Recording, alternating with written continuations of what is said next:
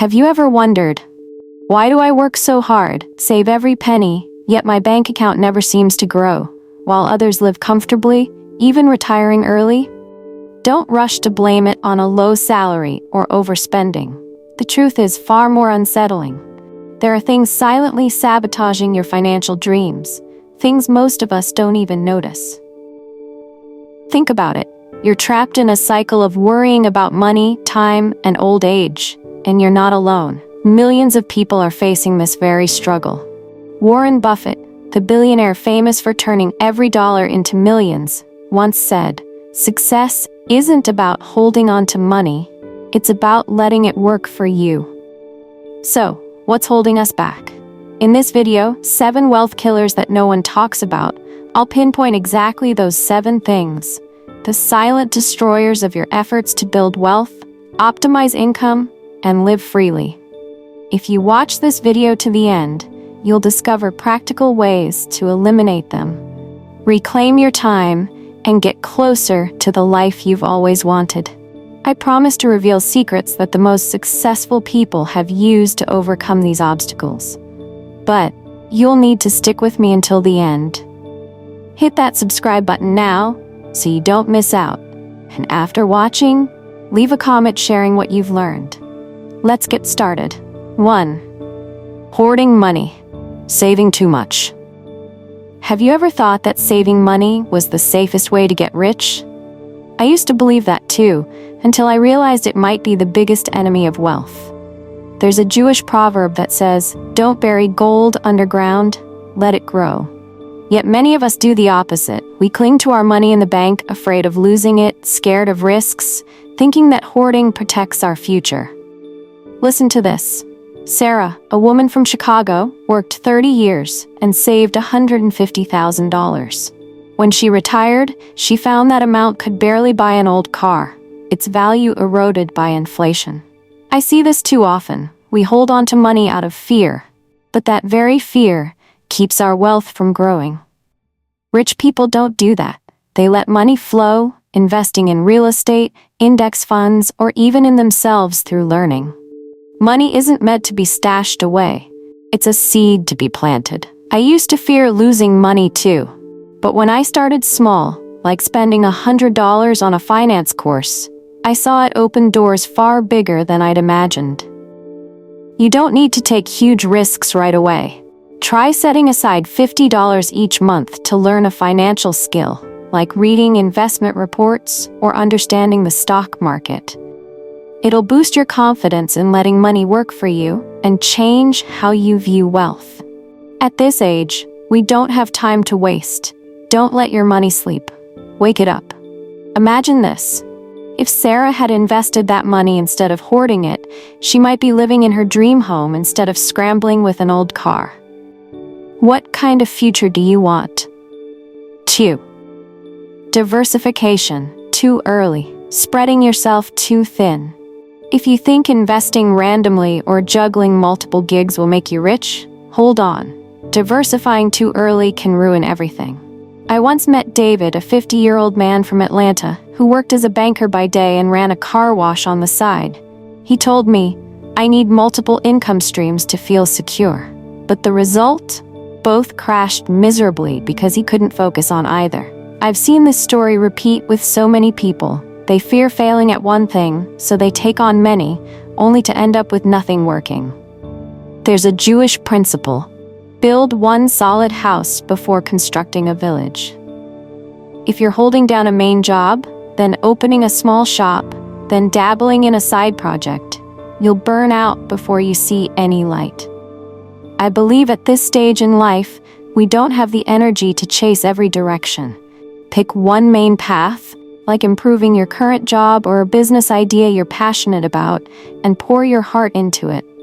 I tried doing 3 things at once myself. The result was sleepless nights, stress, and no progress. Then I focused on just one, writing, and it brought me more stability than I dreamed. Try this. Spend 1 month focusing solely on one big goal, like boosting your job's sales or perfecting a product. Ignore the rest. Just do that one thing well. Focus isn't a limitation. It's the key to unlocking bigger doors. Ask yourself, if David had excelled at banking or put all his effort into that car wash, would his life be different now? Don't let distractions steal your chances. One sturdy house is worth more than 1,000 half-built ideas. 3. Stagnant friends. Friends who hold you back. Let me tell you about Jacob, a Jewish merchant from long ago. He grew up in a small village where his friends did nothing but complain about life. One day, he left them behind, sought out like-minded people, and built a trading empire that became legendary. I used to have great friends too. We'd grab coffee, laugh together, but when I talked about my dreams of growing or making more money, they'd say, "Come on, stability's enough. Don't get greedy." At first, I thought they were right, but then it hit me. If your friends don't dream big or understand your ambitions, they'll unintentionally drag you down. I've seen this too clearly. You're not the average of the 5 people you hang out with, but of the ones you let influence you. I felt sad letting go of some old friends, but joining a small investment group taught me from people who'd achieved what I wanted, and it transformed my life. Take a look around. Which of your current friends have reached the goals you're aiming for, like financial freedom or early retirement? If the answer's none, don't be afraid to step out. Join a local investment club, an online business group, or even chat with that neighbor who dares to think big. It's not easy. I know the loneliness of leaving familiar faces, but you deserve people who lift you up, not hold you back. Here's how to apply it. Next time you're with friends, ask, "What are you doing to grow?" If all you get is silence or a smirk, you know what to do. Jacob didn't succeed by staying in the village. He thrived because he found people with the same vision. 4. Doing everything yourself. Taking on too much. Ever wonder why you're always exhausted despite doing everything so well? It's because you're handling it all. Cleaning the house, fixing the car, managing your finances. I once knew a father in New Jersey, 55 years old, who spent every weekend mowing the lawn or fixing pipes. He'd say, "Saves me $20. No big deal." But he didn't see that time was worth so much more. Time to rest with his kids, learn a new skill, or scout investment opportunities. I used to do that too. Washing clothes, cooking, everything. Until I burned out and realized I wasn't moving forward. There's a Jewish saying, "Time is gold, but gold can buy time." I believe at this age you should pay to reclaim those precious hours instead of pinching pennies. Rich people don't do everything themselves. They hire help so they can focus on bigger things, like planning for retirement or building passive income.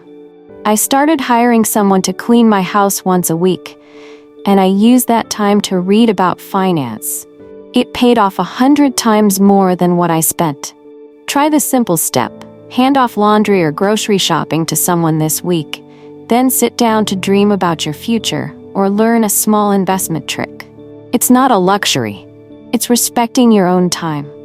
Imagine this. If that New Jersey dad had spent his weekends researching real estate instead of mowing, he might own a rental property by now. Don't let small tasks rob you of big opportunities. You deserve the support to soar higher. 5. Being too humble. Staying too quiet. Dreaming big is great, but if you keep quiet, no one will know to help you. I used to shy away from sharing my achievements, afraid people would think I was bragging or arrogant. I kept it all inside, finishing a big work project, getting my kids through college. Then I met Rachel, a 60-year-old woman from Boston. She told me how she'd led a volunteer team through a neighborhood financial crisis, not to show off, but to connect. Because of that, a sponsor overheard and offered her a business partnership, launching a new chapter in her life. If Rachel had been too humble and stayed silent, that chance would have slipped away. I realized, not speaking up isn't a virtue. It's a barrier keeping you from people who could lift you higher. There's a Jewish saying, "Silence is gold, but speaking at the right moment is a diamond." What have you done? managed a family budget through tough times, helped your company through a crisis? Don't hide it. Share it when someone asks or when the moment's right. I started doing this. I wrote down 3 things I'm proud of, like saving enough to buy a house, and carried them with me to share when it fit. It was hard at first. I worried about judgment, but then I saw people respected me more and wanted to help. Try it. Next time you're with colleagues or friends, share a small story about something you've accomplished. It might open doors you never expected, a job offer, a new connection. Don't let humility hold you back. You deserve to be seen. 6. Low self-worth. Doubting your value. Even if you speak up, something deep inside might stop you. A lack of confidence in your own worth. I once heard about Isaac, a poor Jewish tailor long ago. He was so skilled he made clothes for a king, but he never asked for a fair price because he didn't think he deserved it. Just a simple craftsman. It wasn't until clients praised him endlessly that he believed in his talent, charged what he was worth, and went from poverty to owning a big shop. I've felt this myself. I used to think I wasn't good enough to ask for a raise or try big investments, even after 15 years of solid work. You might feel it too. Maybe you think you don't deserve a higher salary or a fuller life, just because you compare yourself to others. I believe you're worth more than you realize. Every experience, from talking with coworkers to raising a family to pushing through hard times, is pure gold. Try this. Write down every skill you have, small ones like cooking well, big ones like managing projects, and ask, if I sold these, what would they be worth?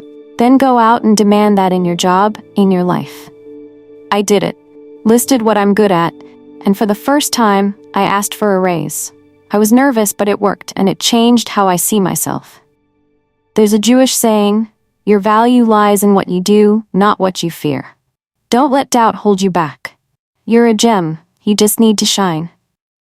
Start small. Aim to ask for 10% more value this week, whether it's a paycheck or time to rest. It'll build the confidence you need to soar. 7. Fear of loss. Being afraid to lose. When you start believing in yourself, the final challenge creeps in, the fear of loss. I recall a story of a Jewish merchant who lost everything in a massive fire. Everyone thought he was done, but he took his last bit of money, invested in a shipment, and ended up twice as wealthy as before. I used to fear losing money when I tried investing. I put $500 in a small fund, heart-pounding, thinking, what if it's gone? But then I learned, you don't win without losing first. So many people at 50 or 60 have a house, a car, some savings, but they're terrified of risk, so they stop, choosing safety over living big. I think that's such a shame. You can't grow wealthy by clinging to what you have. My take is this: real wealth comes from courage, from stepping past fear to seize opportunity. There's a Jewish saying, loss is a teacher, not an enemy.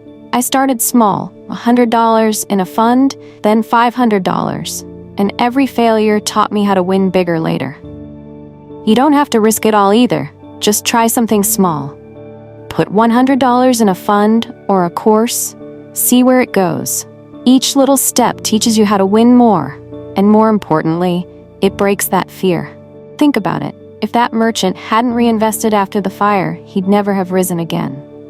Life isn't about holding tight, it's about daring, dreaming big, and truly living. Don't let fear steal the future you deserve.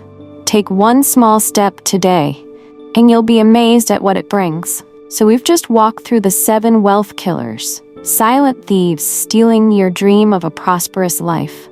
From hoarding money instead of letting it grow, to juggling too much without focus, from stagnant friends to the fear of loss, they're all invisible walls. But today, you've seen the light. Wealth doesn't come from safety, but from courage. Not from silence, but from daring to voice your worth. I believe that no matter where you are, 40, 50, or 65, you can still change. Picture waking up one day free from worrying about bills, free from chasing small tasks, living with the freedom and pride of having dared to take a step. That's not a distant dream. It starts with the small choices you make today. I've doubted myself, I've been afraid, but every time I overcame one of these killers, I grew stronger. You can too. You have the power to ditch the doubts, invest in yourself, find people who lift you up. Take action now. Don't just listen and forget. Pick one thing from these 7, whether it's hiring help for chores or writing down your achievements, and start. I'd love to hear from you. Drop a comment below with your thoughts, or tell me which killer's holding you back the most. If this video resonates with you, hit like, share it with friends. Those who are also looking to break free from the old cycle. And don't forget to subscribe to join me in exploring more ways to turn your life into what you've always dreamed of. You're not alone on this journey. We're moving forward together, one step at a time. See you in the next video.